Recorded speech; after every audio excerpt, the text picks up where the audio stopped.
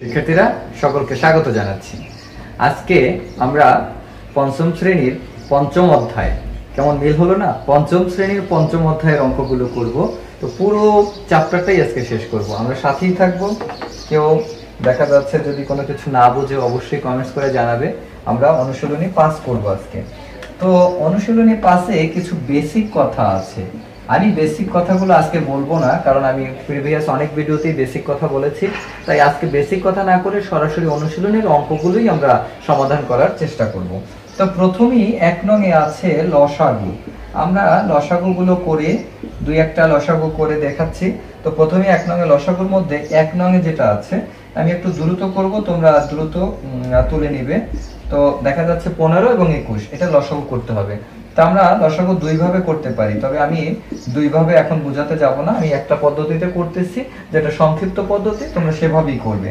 তো এই দুইটাকে ভাগ করা যায় 3 দিয়ে। 3 5 15 এবং 3 7 21। এরপরে 5 এবং 7কে আর কোনো কিছু দিয়ে ভাগ করা যায় না, সুতরাং লসাগুটা হবে এইগুলোর গুণফল। লসাগু হবে কত? 3 গুণ 5 গুণ 7। That means 3 5 15, 7 15 105। ওকে, তো 105ই হলো লসাগু। এটা 1 নম্বর। তারপরে আমরা এবার 2 নম্বরটা করব। 2 নম্বরে আছে তোমাদের দেখা যাচ্ছে 35 এবং 21। 2 নম্বরে আছে 35 এবং 21। এই 35 এবং 21 এর লসাগু করব। তো এটা এই দুইটাকে কি দিয়ে যায়, আমরা 7 দিয়ে নিতে পারি। 5 7 35 এবং 7 দিয়ে 3 7 21। এটার লসাগু তাহলে কত হবে? লসাগু সুতরাং 7 গুণ 5 গুণ 3। দেখা যাচ্ছে যে আগেরটার মতো এই রেজাল্ট হবে 105। তো ঠিক আছে, এরপরে আমরা 3 নম্বরটা করব। 3 নম্বর লসাগুটা করে দেখাচ্ছি। তো 3 নম্বরটা কি আছে? 3 নম্বরটা আছে 20 12 25। তাহলে 20 12 25 এটা লসাগু করতে গেলে আমরা দেখতে পাচ্ছি দুটো জোড় সংখ্যা আছে, 20 জোড় সংখ্যা, 12 জোড় সংখ্যা। সো আমরা 2 দিয়ে নিব। কেমন? তো আমরা যদি 2 দিয়ে নেই, দেখা যাচ্ছে আমাদের 2 দিয়ে নিলে এটা আসে কত? 10। এটা আসে কত? 6। এখানে আসবে 25। আবারও আমরা 2 দিয়ে নিতে পারি। এটাকে ভাগ করলে আসে 5, এটাকে ভাগ করলে আসে 3, এটাকে 25ই থাকে। এরপরে আমরা 5 দিয়ে আবার করতে পারি। 5 একে 5, 3 একে 3 এবং 5 দিয়ে 25 কে ভাগ করলে 5 5 25। আর যায় না, সো আমরা লসাগু করতে পারি। লসাগু সমান সমান 2 গুণ 2 গুণ 5 গুণ 3 গুণ 5। অর্থাৎ এই যে 1 না লিখলেও চলবে। তাহলে এখন আমরা গুণ করে লসাগুটা বের করব। 2 দুগুণে কত? 4। 4 5 20, 3 20 60, 60 5 60 300। তাহলে লসাগু কত হলো? 300। হ্যাঁ বন্ধুরা, 3 নম্বরের লসাগু হলো 300। এরপরে আমি লসাগু আর করব না, লসাগু এভাবেই করতে হয়। তারপরে আমরা গসাগুতে চলে যাব। তাহলে 2 নংয়ে যেটা আছে, 2 নংয়ে আছে কি? গসাগু আছে। তো 2 নংয়ে আমরা গসাগুটা করব, গসাগু। তো গসাগু নির্ণয় করে কিভাবে আমরা দেখি। 1 নম্বরটা 12 এবং 18। এটা দুইটা পদ্ধতিতে করা যায়। একটা হলো এইমাত্র যে লসাগু করলাম, এই লসাগুর পদ্ধতিতেও করা যায়, আর একটা হলো সংক্ষিপ্ত পদ্ধতিতে করা যায়। আমরা লসাগুর পদ্ধতিতে করব না, আমরা গসাগুর পদ্ধতিতেই করব। তাহলে আমরা 12 দিয়ে 18কে ভাগ করব। এটা ইউক্লিডীয় পদ্ধতি। তো এটার ভিতরে যায় হলো একবার। তো একবার ভাগ করলে থাকে কত? 6। এবারে হলো বোঝার বিষয়টা, আমরা ভাগ করার ক্ষেত্রে সাধারণত লিখতাম এটা ভাগফল, এটা ভাগশেষ, কিন্তু এই অঙ্কে কোনো ভাগশেষ থাকবে না, আমাকে এটাকে সমাধান করতে হবে। তাহলে এই 6 এর সামনে আমাদের এই যে ভাজক 12 আছে, এই 12টাকে নিয়ে আসতে হবে। তো 12 নিয়ে আসলে এবার 6 12-র মধ্যে কয়বার যায়? 2 বার। তো মিলে গেল। তাহলে এখানে কত দিয়ে ভাগটা মিললো? 2 দিয়ে না 6 দিয়ে? 6 দিয়ে ভাগ করে মিলেছে, এই জন্য এখানে গসাগুটা হবে 6। তো গসাগু কত? গসাগু সমান সমান 6। হ্যাঁ বন্ধুরা, তোমরা যদি 2কে মানে গসাগু লেখো তাহলে কিন্তু তোমাদের অঙ্ক হবে না।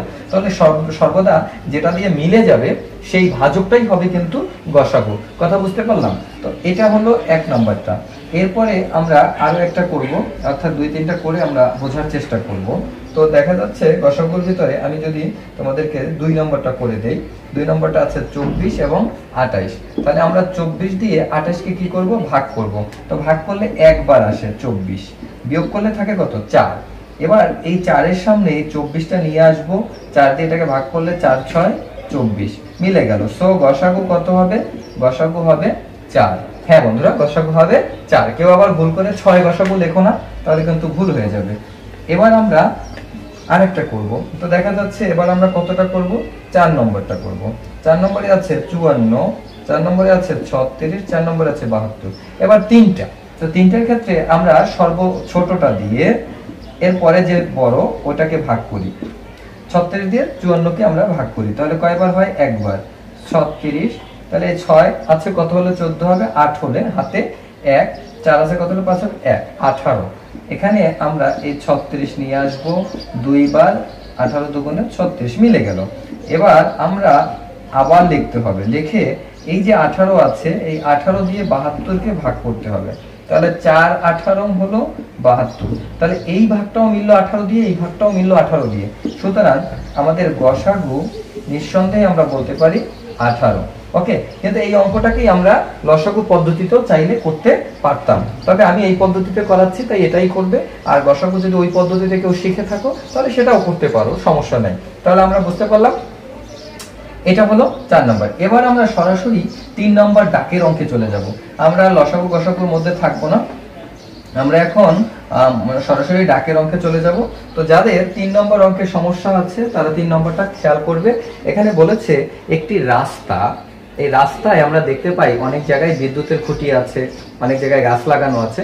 এই বিদ্যুতের খুঁটি এবং গাছ কিছু দূর পর পর লাগানো, দূরত্বের পর পর, অর্থাৎ একটা ল্যাম্প পোস্ট এক জায়গায় বসানো, ঠিক তার কিছু দূর পরেই আবার একটা গাছ বসানো। তার মানে রাস্তার সৌন্দর্যের জন্য ল্যাম্প পোস্টও বসাই গেছে এবং গাছও বসাই গেছে। তো এই ল্যাম্প পোস্টের দূরত্ব এবং গাছের দূরত্ব দিয়ে দিছে, আমাদেরকে বলা হয়েছে পরবর্তীতে এই ল্যাম্প পোস্ট আর গাছ কখন যে একত্রে মিলিত হবে, মানে এক জায়গায় বসবে, একই জায়গায় যে ল্যাম্পপোস্ট এবং গাছ বসবে সেটা বের করতে হবে। তো এই ক্ষেত্রে 25 মিটার পর পর গাছ, মানে গাছের দূরত্বটা দেওয়া হয়েছে 25 মিটার, আর ল্যাম্পপোস্টের দূরত্বটা দেওয়া হয়েছে 20 মিটার পর পর। হ্যাঁ, 20 মিটার পর ল্যাম্পপোস্ট আর 25 মিটার পর পর কি গাছ। তাহলে এখন আমরা এই গাছের যে দূরত্ব এবং ল্যাম্পপোস্টের যে দূরত্ব, এই দূরত্ব দুইটা লসাগু করলে যেই লসাগুটায় মিলবে, অর্থাৎ সেটাই হবে এই দুটো একত্রিত হওয়ার দূরত্ব। তাহলে আমরা লিখব এই 20 মিটার ও এই 25 মিটার এর লসাগু কি হবে, লসাগু হবে গাছ ও ল্যাম্প পোস্ট, গাছ ও ল্যাম্প পোস্ট একত্রে বসা দূরত্ব, একত্রে বসার দূরত্ব বা একত্রে হওয়ার বা একত্রে মিলিত হওয়ার দূরত্ব। তাহলে আমরা এখন এই 20 এবং 25-এর লসাগু করব। 20 এবং 25-এর লসাগু করলে কত হয়, আমরা 2 দিয়ে করা যাবে না, কারণ দুইটাকেই করা যায় না, আমরা 5 দিয়ে করতে পারি। 4 5 20 এবং 5 5 25। সুতরাং লসাগু কত হবে, লসাগু হবে হলো 5 গুণ 4 গুণ 5। তাহলে 4 5 20, 5 20 100, এই 100। সুতরাং 100 মিটার পর পর গাছ ও ল্যাম্প পোস্ট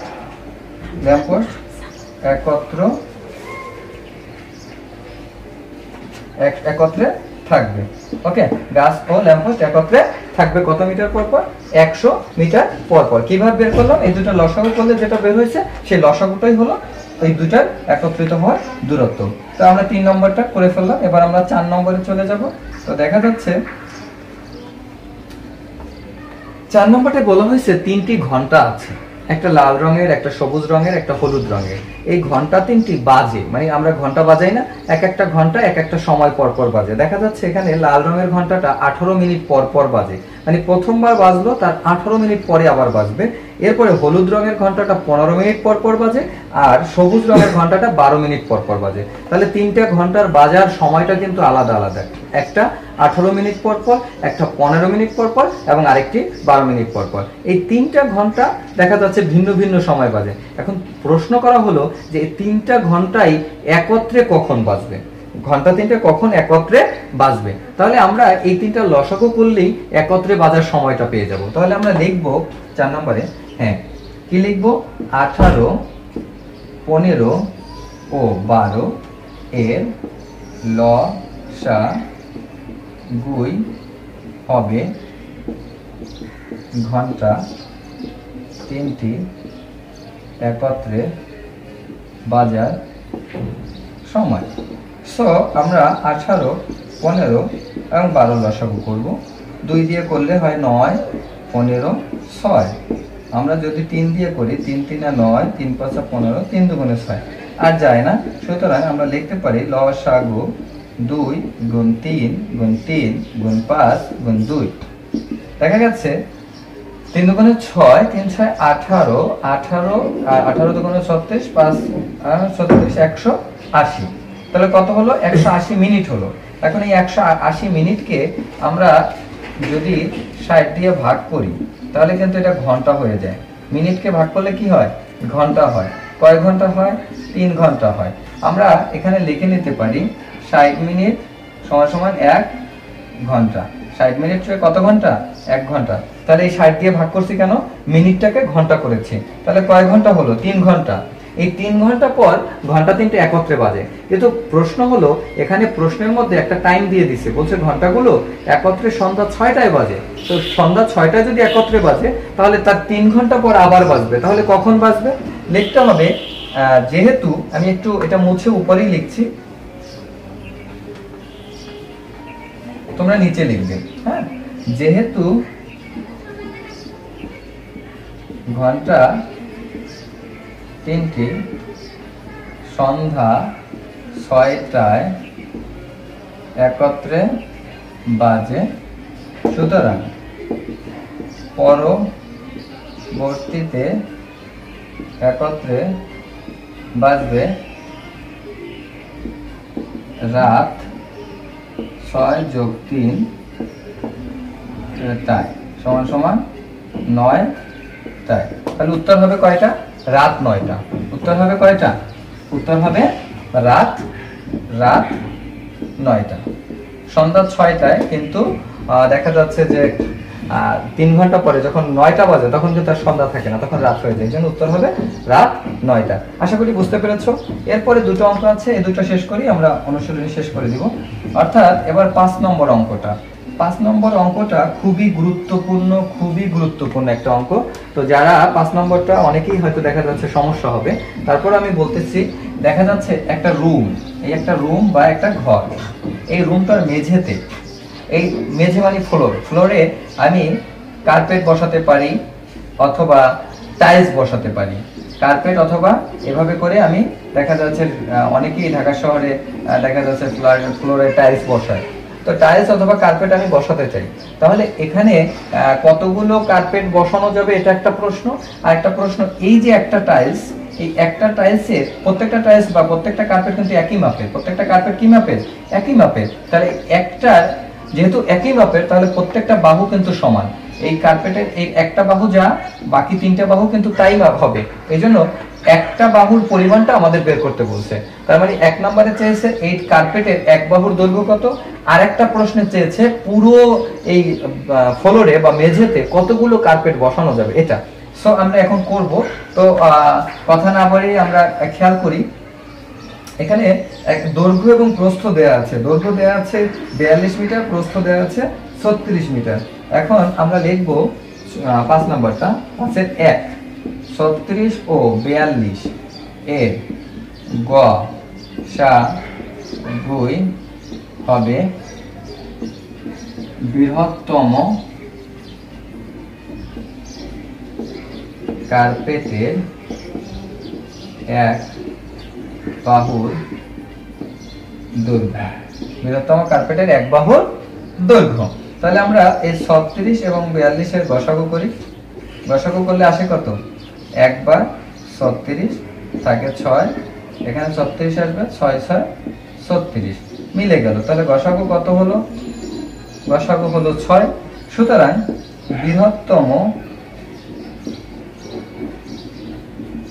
কার্পেটের এক বাহুর দৈর্ঘ্য 6 মিটার।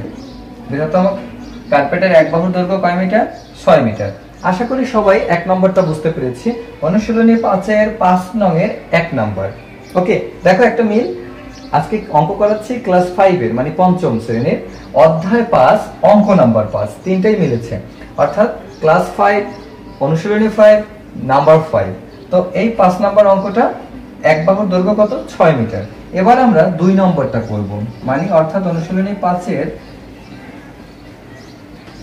5 নং এর 2 নম্বরটা করব। এখানে আমরা দৈর্ঘ্য প্রস্থ দেয়া আছে, লেখার দরকার নেই, শুধু সরাসরি করে যাব যে মেঝের ক্ষেত্রফল, মেঝের ক্ষেত্রফল সমান সমান দৈর্ঘ্য গুণ প্রস্থ, দৈর্ঘ্য গুণ প্রস্থ, এখানে লিখব বর্গ একক। তাহলে দৈর্ঘ্য হলো 42 এবং প্রস্থ হলো 36, এখানে লিখব বর্গ মিটার। এটা গুণ করলে আসে 1512 বর্গ মিটার। এটা পেলাম মেঝের ক্ষেত্রফল। এবার ওই যে 1 নং হতে পাই, 1 নং করলাম না, 1 নং এ কি পেলাম, কার্পেটের এক বাহুর দৈর্ঘ্য পেলাম 6 মিটার। কার্পেটের এক বাহুর দৈর্ঘ্য কত পেলাম, 6 মিটার। তো সুতরাং কার্পেটের ক্ষেত্রফল বের করা যাবে। কার্পেটের ক্ষেত্রফল সমান সমান আমরা লিখতে পারি দৈর্ঘ্য গুণ দৈর্ঘ্য বর্গ একক। তাহলে 6 গুণ 6 বর্গ মিটার, তো সমান সমান কত মিটার, 36 বর্গ মিটার। তাহলে আমরা দুইটা ক্ষেত্রফল পেলাম, একটা হলো মেঝের আর একটা পেলাম কি কার্পেটের। এবার কার্পেট কয়টা লাগবে আমরা ইজিলি বের করতে পারবো, এটাকে এটা দিয়ে ভাগ করলেই কার্পেট কয়টি লাগবে বের হয়ে যাবে। তো আমি কার্পেট কয়টি লাগবে আমি উপরে লিখলাম, এখানে এটা মুছে ফেলে জাস্ট এক লাইনে আমরা কি লিখবো, সুতরাং কার্পেট লাগবে এই 1512 ভাগ 36 টি। হ্যাঁ বন্ধুরা, 42 এবং 36 গুণ করে যদি 1512 হয়, তাহলে 1512 কে 36 দিয়ে ভাগ করলে 42 চলে আসে। তাহলে উত্তর হবে কয়টি, উত্তর কার্পেট লাগবে হলো 42টি। আশা করি বুঝতে পেরেছো, খুবই গুরুত্বপূর্ণ কিন্তু খুবই সহজ একটা অঙ্ক। তা আমরা 5 নম্বর শেষ করে ফেললাম। এবার আমাদের 6 নম্বর অঙ্ক। 6 নম্বর অঙ্ক বলতে কোন স্থানে 10 জনের বেশি শিক্ষার্থী আছে। কোন স্থানে 10 জনের বেশি, কয়জন আমরা জানি না। একজন শিক্ষক 42টি কলা, 84টি বিস্কুট এবং 105টি চকলেট কোনো অবশিষ্ট না রেখে শিক্ষার্থীদের মধ্যে সমানভাবে ভাগ করে দিতে চান। কতজন শিক্ষার্থীর মধ্যে শিক্ষক কলা, বিস্কুট এবং চকলেট ভাগ করে দিতে পারবেন। খুবই সহজ, এখানে যে কলা, বিস্কুট এবং চকলেট আছে এই সংখ্যাগুলোর গসাগু করলেই আমরা শিক্ষার্থীর সংখ্যা পেয়ে যাব। তাহলে আমরা 6 নম্বরে এখানে 42, 84 আর হলো 105 এর গসাগুই হবে